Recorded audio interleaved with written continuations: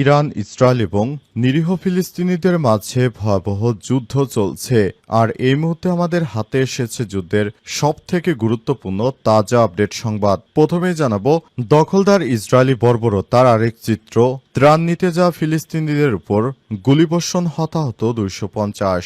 দক্ষিণ গাজার রাফা পশ্চিমে আল মাওয়াশি এলাকায় ত্রাণ সংগ্রহে যাওয়া সাধারণ মানুষের উপর নির্বিচারে গুলি চালিয়েছে দখলদার ইসরায়েলি বাহিনী। আজ এই ঘটনায় প্রায় 50 জন নিরীহ ফিলিস্তিনি নিহত হয়েছে এবং 200 জনের বেশি মানুষ আহত হয়েছে বলে জানিয়েছে গাজার স্বাস্থ্য মন্ত্রণালয়। মন্ত্রণালয়টি আরও জানিয়েছে নিহতদের মধ্যে 28 জনের মরদেহ গাজার খান ইউনুস নাসের হাসপাতালে এবং 21 জনের মরদেহ রেড ক্রসের ফিল্ড হাসপাতালে পাঠানো হয়েছে।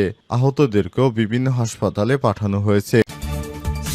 এরপর জানাবো অ্যামনেস্টির পরিচালক বলেন পশ্চিমারা অনেক আগেই বিশ্বাসযোগ্যতা হারিয়েছে। সম্প্রতি গাজা ইস্যুতে দেওয়া ফরাসি প্রেসিডেন্ট ইমানুয়েল ম্যাক্রোর বক্তব্যকে ব্যঙ্গাত্মক প্রক্রিয়া জানিয়েছে অ্যামনেস্টি ইন্টারন্যাশনালের পরিচালক অ্যাগনেস কালমার্ট। তিনি বলেছেন পশ্চিমারা 19 মাস আগেই তাদের বিশ্বাসযোগ্যতা হারিয়ে ফেলেছে। এখন বন্দুকের গুলির চেয়েও অনেক বেশি গতিতে কাজ করলে তাহলে বিশ্বাসযোগ্যতা কিছুটা ফেরত আসতে পারে। এদিকে কানাডার 97 স্থানে নিয়ন্ত্রণহীন দাবানল সরিয়ে নেওয়া হল 2600 মানুষকে। ভয়াবহ দাবানলের কবলে পড়েছে কানাডা। এই অবস্থায় পশ্চিম ও মধ্য কানাডার 26,000-এরও বেশি লোককে নিরাপদ স্থানে সরিয়ে নেওয়া হয়েছে। কর্মকর্তা এবং দেশটির গণমাধ্যমের প্রতিবেদন অনুসারে নিরাপদ স্থানে সরিয়ে নেওয়াদের মধ্যে মানিটোবা এবং সাস্কচুয়ান এবং আলবার্টার রাজ্যের লোকজন রয়েছে। এবারে জানাবো সৌদিতে এক সপ্তাহে গ্রেপ্তার 12,000-এর বেশি প্রবাসী। বাসস্থান শ্রম আইন লঙ্ঘনের অভিযোগে গত এক সপ্তাহে অভিযান চালিয়ে 12,000-এর বেশি প্রবাসীকে আটক করেছে সৌদি আরব। দেশটির গণমাধ্যম আরাবিয়া বিজনেসের প্রতিবেদনে জানানো হয়েছে সৌদি আরব রাজ্যের অভ্যন্তরে বাসস্থান শ্রম এবং নিরাপত্তা আইন লঙ্ঘন রোধ করার উদ্যোগের অংশ হিসেবে গত সপ্তাহে 12,100 জনেরও বেশি ব্যক্তিকে আটক করা হয়েছে। এবং সর্বশেষ জানাবো দেশের ইতিহাসে দ্বিতীয় সর্বাধিক রেমিটেন্স ছিল মে মাসে। আসন্ন কোরবানির ঈদকে সামনে রেখে প্রবাসীরা অনেক বেশি টাকা পাঠাচ্ছে। মে মাসে দেশের ইতিহাসে দ্বিতীয় সর্বাধিক রেমিটেন্স এসেছে 297 কোটি বা $2.97 বিলিয়ন। এর আগে ঈদের মাসে সর্বোচ্চ রেমিটেন্স পাঠিয়েছিল 3 বিলিয়ন উপরে, তখন পাঠিয়েছিল 3.20 বিলিয়ন মার্কিন ডলার। আর এবার পাঠিয়েছে $2.97 বিলিয়ন, যা এ পর্যন্ত বাংলাদেশের ইতিহাসে সর্বোচ্চ। প্রিয় দর্শক, এতক্ষণ শুনছিলেন সংবাদ শিরোনাম, এবারে বিস্তারিত। তবে তার আগে বন্ধুরা অনুরোধ থাকবে এই সংবাদটিতে একটি লাইক দিন। এই চ্যানেলে আপনি নতুন হয়ে থাকলে আমাদের সংবাদটি দেখতে দেখতে চ্যানেলটি সাবস্ক্রাইব করে রাখুন। কমেন্ট করে বন্ধুরা আপনার মূল্যবান মতামত জানিয়ে দিন আপনি বিশ্বের কোন দেশ থেকে বা বাংলাদেশের কোন স্থান থেকে আমাদের সংবাদটি দেখছেন এবং শুনছেন। আর বন্ধুরা, গাজা যুদ্ধে আপনি যদি নিরীহ ফিলিস্তিনিদের ভালোবেসে থাকেন কমেন্টে ইয়েস লিখে বিশ্ববাসীকে জানিয়ে দিন। সংবাদটি আপনার সোশ্যাল মিডিয়া ফেসবুকে শেয়ার করে বন্ধুদেরও দেখার সুযোগ করে দিন। এবারে বিস্তারিত। দেশের ইতিহাসে দ্বিতীয় সর্বাধিক রেমিটেন্স ছিল মে মাসে। আসন্ন কোরবানি ঈদকে সামনে রেখে বাড়ছে রেমিটেন্স প্রবাসী আয়। সদ্য সমাপ্ত মে মাসে দেশের ইতিহাসে দ্বিতীয় সর্বাধিক রেমিটেন্স এসেছে, যার পরিমাণ 297 কোটি বা $2.97 বিলিয়ন মার্কিন ডলার। বাংলাদেশি মুদ্রায় প্রতি ডলার 122 টাকা হিসেবে যার পরিমাণ 36,234 কোটি টাকা। আজ বাংলাদেশ ব্যাংকের তথ্য বিবরণী থেকে জানা গেছে সব তথ্য। অন্তর্বর্তীকালীন সরকার দায়িত্ব গ্রহণের পর থেকেই কমেছে অর্থ পাচার এবং হুন্ডির দৌরাত্ম্য বেড়েছে বৈধ পথে রেমিটেন্স প্রবাহ। ফলে দেশের ইতিহাসে রেমিটেন্স আসার একের পর এক রেকর্ড হচ্ছে। সদ্য সমাপ্ত মে মাসেও রেকর্ড দ্বিতীয় সর্বোচ্চ স্থানে পাঠিয়েছে প্রবাসীরা। গত মে মাসে প্রতিদিন গড়ে প্রায় 9,58 লক্ষ ডলার বা 1169 কোটি টাকা পাঠিয়েছে প্রবাসীরা। এটি দেশের ইতিহাসে দ্বিতীয় সর্বোচ্চ রেমিটেন্স। এর আগে দ্বিতীয় সর্বোচ্চ রেমিটেন্স এসেছিল গত এপ্রিল মাসে। সে রেকর্ড ভেঙে দিল সদ্যবিদায়ী মে মাস। দেশের ইতিহাসে সর্বোচ্চ রেমিটেন্স রেকর্ড করা হয়েছে গত মার্চ মাসে।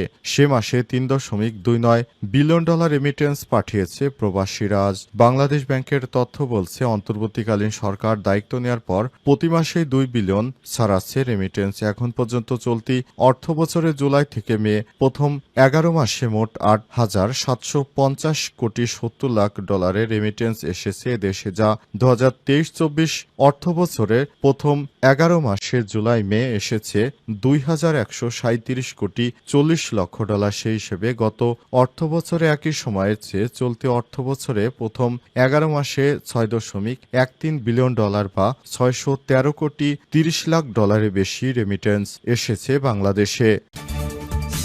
অ্যামনেস্টি ইন্টারন্যাশনালের পরিচালক বলেন, পশ্চিমারা অনেক আগেই বিশ্বাসযোগ্যতা হারিয়েছে।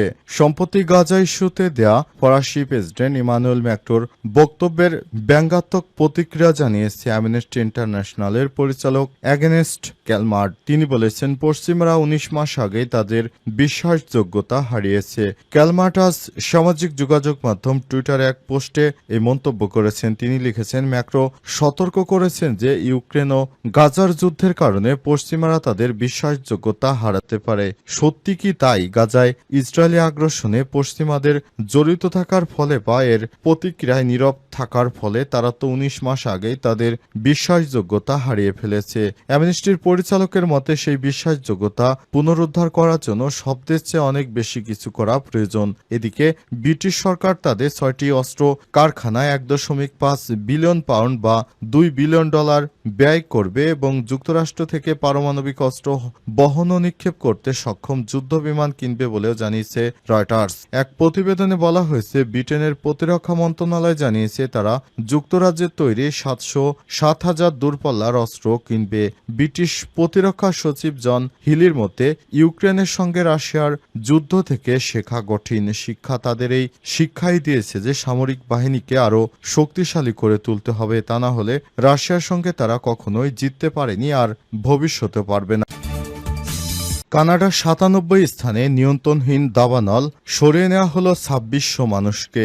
ভয়াবহ দাবানলের কবলে পড়েছে এই অবস্থায় পশ্চিম ও মধ্য কানাডার 26,000-এর বেশি লোককে নিরাপদে স্থানে সরিয়ে নিতে হয়েছে। কর্মকর্তা এবং দেশটির গণমাধ্যমের প্রতিবেদন অনুসারে নিরাপদ স্থানে সরিয়ে নেওয়াদের মধ্যে মানিটোবা, সাসকনচোয়া এবং আলবার্টা রাজ্যের লোকজন রয়েছে। কানাডিয়ান ইন্টার-এজেন্সি ফরেস্ট ফায়ার স্টেশনে রোববার জানিয়েছে, এই পর্যন্ত কানাডা জুড়ে 187টি স্থানে আগুন জ্বলছে, যার মধ্যে 97টিতে নিয়ন্ত্রণের বাইরে চলে গেছে হিসাবে তালিকাভুক্ত করা হয়েছে। স্থানীয় কর্মকর্তাদের উদ্ধৃতি দিয়ে স্থানীয় গণমাধ্যম জানিয়েছে, মানিটোবাতে 17,000-এর বেশি, সাসকোচোয়ানে 8 ও আলবার্তায় 1,300 জনকে নিরাপদ স্থানে সরিয়ে নেওয়া হয়েছে। এমন ভয়াবহ পরিস্থিতিতে সামাজিক যোগাযোগ মাধ্যম এক্সে এক পোস্টে কানাডার প্রধানমন্ত্রী mark Carney federal incident response গ্রুপকে তলব করেছে। তিনি জানিয়েছেন, দেশ জুড়ে দাবানল তীব্রতর হচ্ছে, যার ফলে